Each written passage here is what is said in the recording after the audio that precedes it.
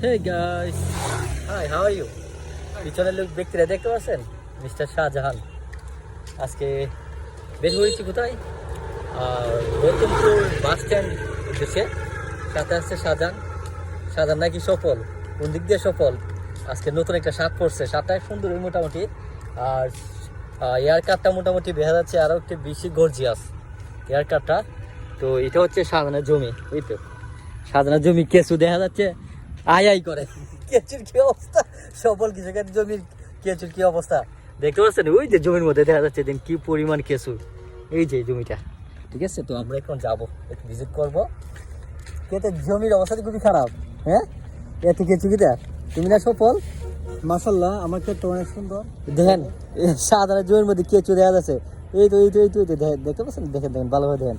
এই যে সফল কৃষক মনে ওই যে জায়গা দিয়ে রোপণ করছিল, কতদিন হয়েছিল? 20 থেকে 25 দিন হয়েছিল। আজকে 15 দিন পর কিন্তু আইসে জমিতে রোপণ করার জন্য। এই ভাই আপনার এটা কি জমির কি তো অবস্থা? এটা কি জমি? হ্যাঁ, আপনারা বলছিলেন এই জমিতে 40 মণ ধান ফলাইবেন।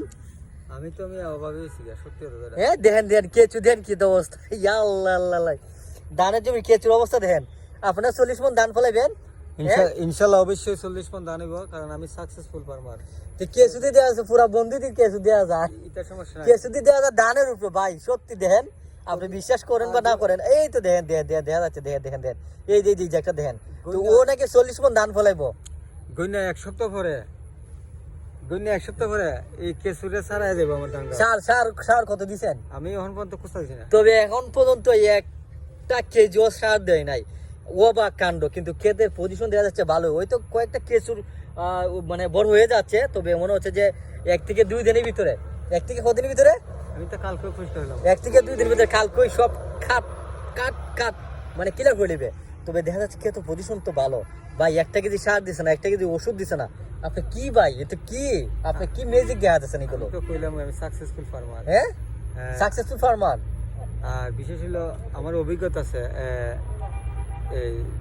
এই জমির উপরে না, ফসলের উপরে কোন সময় কাজে লাগতিব। হ্যাঁ, কারণ আমি যদি এখন সার দেই, হ্যাঁ, বা বিভিন্ন ধরনের ওষুধ দেই, ইউজ করি, কিন্তু সমস্যা আছে। এখন এটা হইলো আগুন মাসের ফসল, ঠিক আছে। ভাদ্র একটা আছে এরি মানে প্রচুর পরিমাণ সার ওষুধ ইউজ করতে হয়।